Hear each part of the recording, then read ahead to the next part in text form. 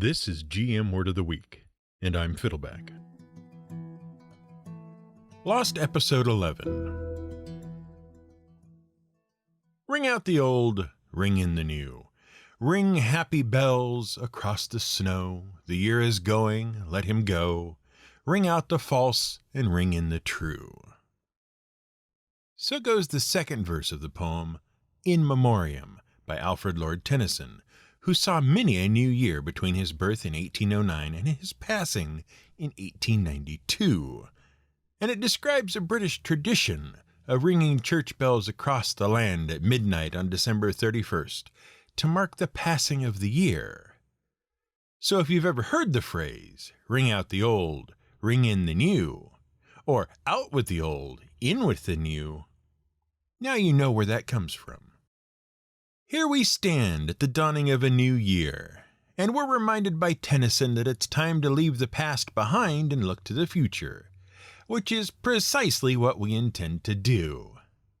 But unfortunately, we can't just jump into the new year without first bidding goodbye to the old, and we can't welcome the true without sweeping aside the falsehoods of the past. And that comes as two things.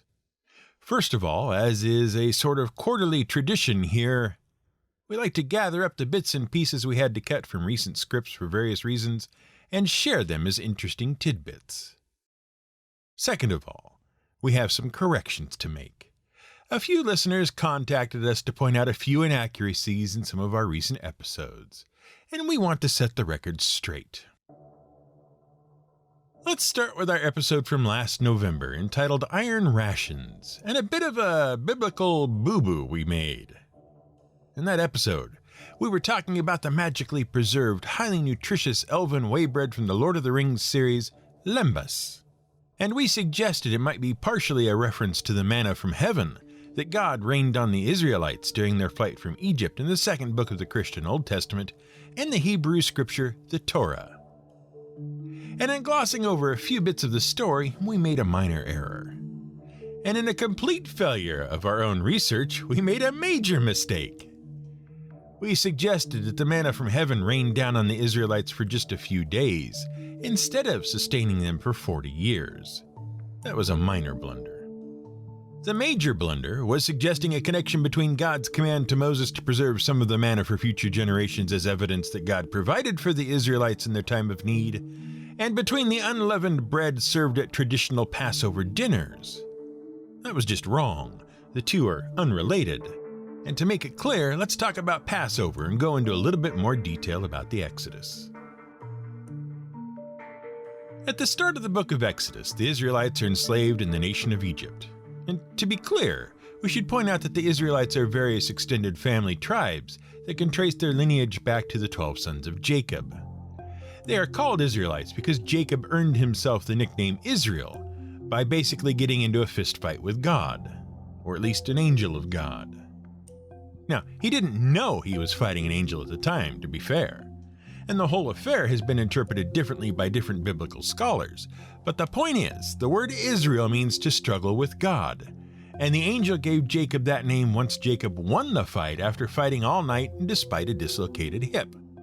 And so, his descendants are the people who struggle with God, the Israelites. Anyway, Jacob's youngest son gets a technicolor coat, has some visions, ends up in Egypt, saves Egypt from famine, ultimately draws the other Israelites to Egypt because it's the only place with food, inspires a rock opera, and then dies and gets forgotten over many generations. Fast forward a long time, and now the Israelites are slaves in Egypt. Pharaoh's priests bring him a prophecy that a kid is about to be born among the Israelites, who will basically destroy Egypt. Pharaoh panics and orders the drowning of all newborn babies. The midwives take pity on the babies and don't drown them all, and lie to Pharaoh about it. And so Moses is born. And he's hidden, and eventually ends up being adopted into Pharaoh's family. But when he sees how the Israelites are treated by their taskmasters, he loses his cool and kills one of the slavers. And he flees Egypt, rather than face prosecution. He meets a shepherd, marries the shepherd's daughter, and years later, God appears in the form of a flaming shrubbery and tells Moses to go team up with his brother Aaron, demand a few concessions of Pharaoh, and call down plagues on Egypt when the Pharaoh refuses. So far, so good. There's an escalating series of plagues, and Pharaoh continues to refuse to free the Israelites. And then, after Egypt is a dark, locust-covered land filled with blood rivers and dead cows and crawling with frogs, Pharaoh still won't release his slaves. Which seems a little crazy, until you notice that God keeps bolstering Pharaoh's heart. See, Pharaoh really didn't want to let his slaves go. Of course he didn't. But he was growing increasingly afraid of God. And God didn't want Pharaoh to capitulate purely out of fear. He wanted Pharaoh and Egypt and the world to actually learn something. At least, that's how some biblical scholars explain the heart-bolstering bit. It doesn't matter to our story. Point is, things escalate to the point where God finally tells Moses and Aaron that he will handle things himself. He, God, is going to go out among the Egyptians and get them good. Previously, see, each plague had actually been summoned by Aaron or Moses using a magic staff God had given them. But this one, God did himself, and he warned Moses and Aaron that after God was done, Pharaoh was going to be so mad that he was going to drive them out of Egypt. So they'd better be ready to run. Gather their stuff, borrow whatever they could from their neighbors, get ready to book it. God also gave some very specific instructions about how the Israelites should make sacrifices to God and mark their homes so God would pass over their homes when he went out among the Egyptians. So the sun goes down and darkness falls. The Israelites are all ready to go. Their homes have been marked, and they're cooking dinner, when suddenly there's a great cry across Egypt. Every firstborn son of Egypt was struck down by God. And sure enough, Pharaoh ran down to Moses and told him to take his people and their flocks and everything else and get the heck out now, right now. And they had to run. And because they had to run, their bread hadn't had time to rise in their ovens. So they had to eat unleavened flatbread. And that is the origin of the Passover Seder. That's a traditional Jewish observance in which the story of the plagues of Egypt and of God's passing over the Israelites' home is recounted, and a meal is eaten in remembrance of the event. And during Passover, traditional Jews are not allowed to eat leavened bread, and the truly observant are supposed to remove all the yeast and other leavening agents from their homes. While we're ringing out the false and ringing in the true, we also have to go back to the story we told about William the Bastard, aka William the Conqueror, and the Norman conquest of England. It was pointed out that in our hasty summary, we glossed over a few important details and implied a few things that weren't quite right. As we mentioned, William was a Norman. Specifically, he was the illegitimate son of the Duke of Normandy in France. He was born in 1028, and as we noted, the Normans were the descendants of Danish, Icelandic, and Norwegian pirates and raiders who settled the region and mixed with the locals on the northern coast of the Frankish kingdom, which became modern France. Though they retained their prowess in battle and general fearlessness, they were quick to adopt the ways of their new home. They converted to Christianity, gave up sea roving in favor of horsemanship, but they were a bit rough around the edges. After he was knighted by King Henry I of France while still a teenager in 1042, the cunning and powerful William managed to firm up his control of his duchy. It was during this time that his enemies started calling him the Bastard. But his enemies dwindled quickly once he started expanding the Norman holdings by conquering the neighboring provinces of Brittany and Maine. Meanwhile, across the Channel in England, the Danes had thrown England into a bit of chaos. They had driven the King of England, Edward, eventually known as Saint Edward the Confessor, into exile. But he was able to retake the throne and hold the country together. That was in 1041. The problem was, Edward didn't have a child. His closest next of kin was his mother's brother's grandson, some illegitimate Norman kid named William. Because the unity of England was pretty tenuous and the political situation was messy, Edward made sure to name that kid William, his successor, well before he died. But after he died, Edward's brother-in-law, a powerful English lord named Harold Godwin, seized the throne, even though he'd promised to uphold Edward's named successor. And the Council of English Lords who attested the succession went along with him, rather than allow some filthy Norman to sit on the throne. And that is what ultimately led William the Conqueror to invade England. And because William was a vassal of King Henry I, the king was very supportive of said invasion. And because William was a follower of the Catholic Church, the Pope was also quite supportive of the invasion. We kind of muddied that up a bit when we explained this story, but those are the details. The other thing we pointed out was that William tried to keep many of the English lords in power, and this was technically true, but it wasn't the whole story, and it didn't work very well. See, one of the reasons the Normans integrated readily into the Kingdom of France is that they are actually pretty good imitators. They pick things up quick, they adapt. And William was smart enough to recognize that the political situation in England was tenuous, and that if he barged in and changed everything, it might cause some problems. He made this clear in a speech soon after he claimed the throne, and so he tried to keep a lot of the English nobility in power, but he faced a few difficulties. First, his own subordinates expected positions of power in his new kingdom. Family, friends, and military leaders, they also expected a promotion or two for their service. So to placate them, he had to put his own people in power whenever he could. Second, the English lords were not at all happy with being ruled by the Norman conqueror. He faced a lot of rebellion and resistance, and he had to remove a lot of people from power, bloodily and violently.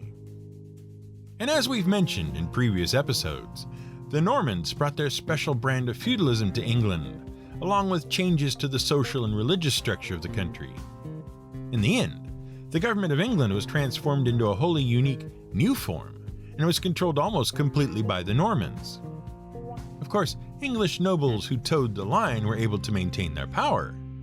It's just that, in the end, there weren't many of those. Now, much of those details were left out of our episode simply because we only have so much time, and we have to gloss over a few things, and we're sorry if that led to inaccuracy. But sometimes we have to leave things out simply because there are just too few interesting details. And that's exactly what happened in our riddle episode. We wanted to mention something, and one or two folks did ask us about it later, but there just wasn't enough of a story to make it worth it. So we ultimately cut it out, but it made us sad, because it meant not talking about our favorite Batman villain of all time, the Riddler. These days, the Riddler is a well-known member of Batman's Rogues Gallery. He's known for his green suit emblazoned with question marks and his compulsion to provide the police and Batman with riddles and puzzles that will allow them to foil his crimes.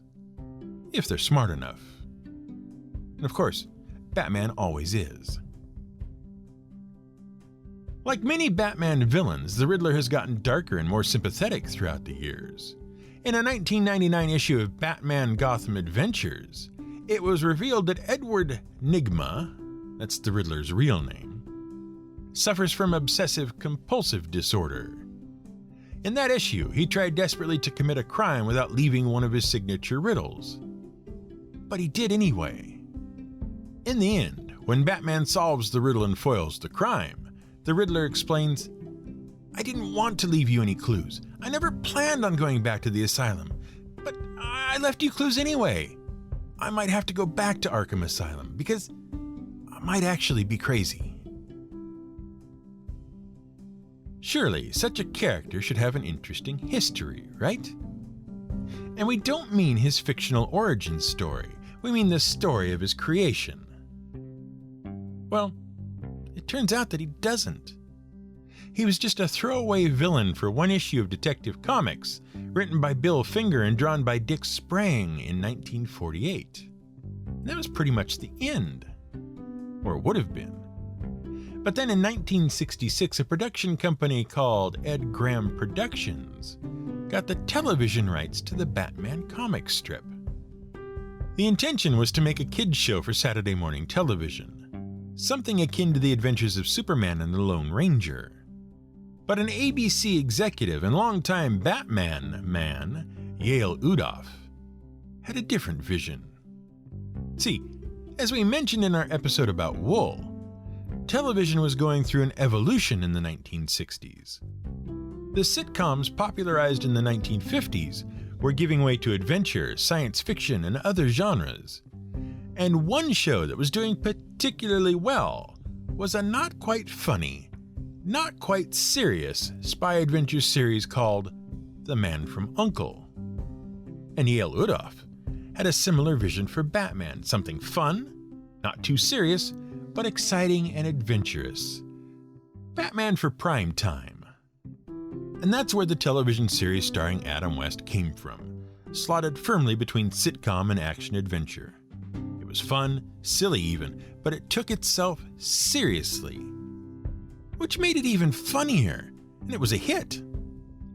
And as the show was looking around for good villains to fit the theme of the show, and actors to portray them, they stumbled on the Riddler, and they cast a talented and well-loved character actor, impressionist, and comedian named Frank Gorshin to play him. He'd already made a name on The Ed Sullivan Show and Tonight starring Steve Allen, and he was a hit. He was even nominated for an Emmy for his portrayal of the Riddler.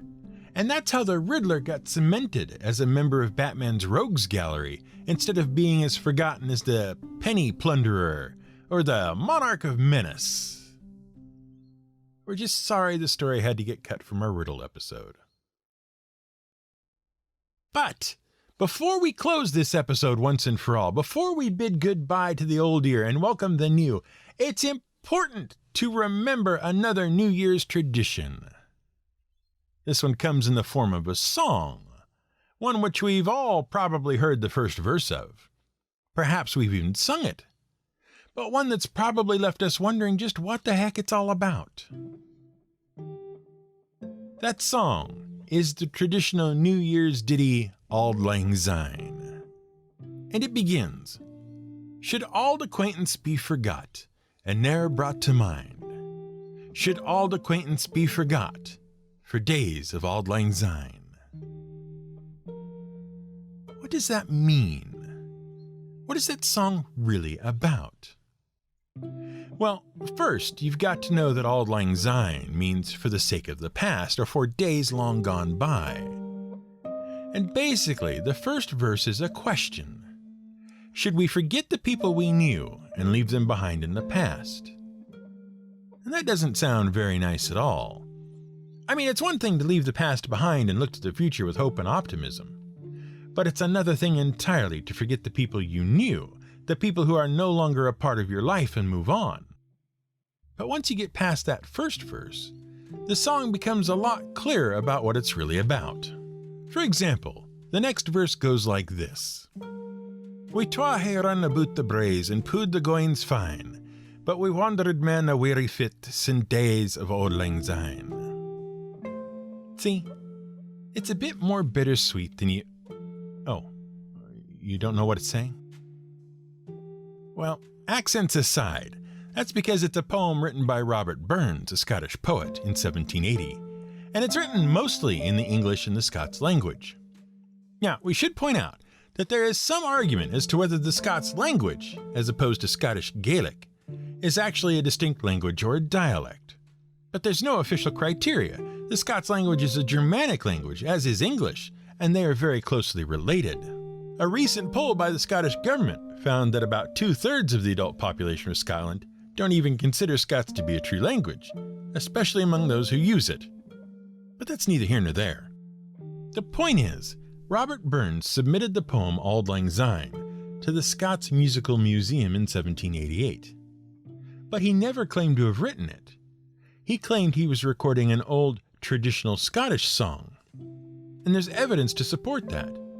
And the song isn't about forgetting the people from your past, it's about not forgetting them. That verse we quoted, for example, that translates to, "We too have run around the hills and picked the pretty flowers, but we've gone our separate ways a long time since then." And the rest of the song is like that too. It's about swimming in rivers together but now being separated by oceans. It's about having spent many happy days together and now being so far apart that you'll probably never meet again. And so it begins by asking the question, should we forget the people of the past once they're gone from our lives forever? And the answer is, and surely you'll buy your pint, and surely I'll buy mine, and we'll take a cup of kindness yet for the sake of Auld Lang Syne. Maybe we'll never buy pints together again, but we may share a mug again someday. And even if we don't, as long as we remember each other, we'll always share the cup of kindness we showed each other. And so, dear listener, even as we look to the future, we should all remember those who have shown us kindness and friendship in the past. Even if we never meet again, even if we never meet at all, we must still be grateful for those who have been good to us. Thank you for your listenership and support. And to those of you who have written in to encourage us, suggest ideas, or correct our mistakes, thanks to you too. For days of Auld Lang Syne, my friend, for days of Auld Lang Syne, we'll share a cup of kindness yet, for days of Auld Lang Syne. This has been GM Word of the Week. It's written and researched by The Angry GM and produced by me, Fiddleback. You can support us on Patreon at patreon.com/GMWordOfTheWeek. You can find more at gmwordoftheweek.com and theangrygm.com.